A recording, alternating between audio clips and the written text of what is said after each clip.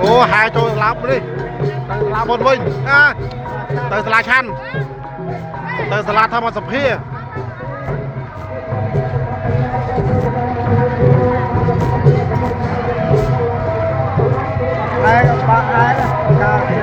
hai thằng mà trốn đâu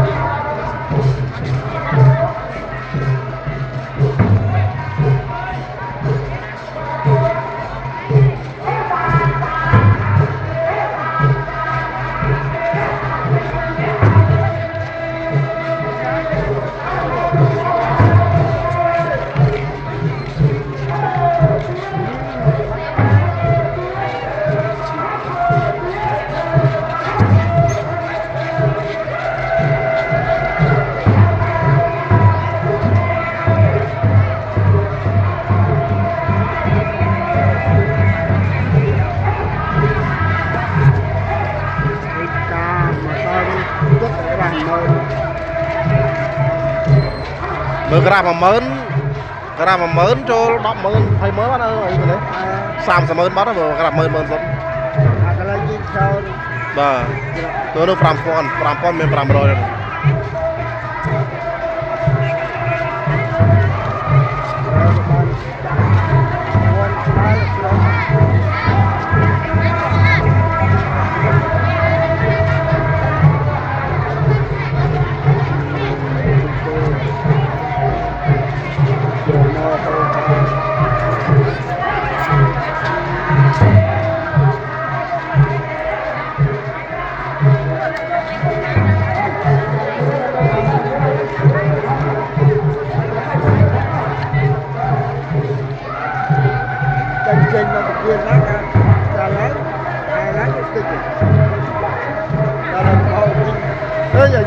cà phạ gì vậy tên ta tam rôn đó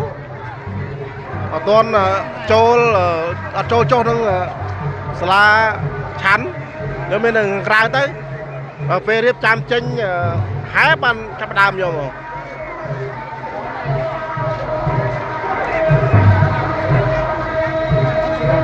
mà nè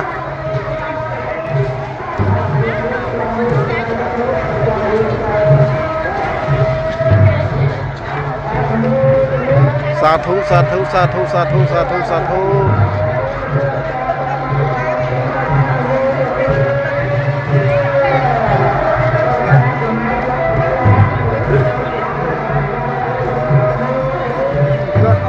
còn ở tên nơi cho nó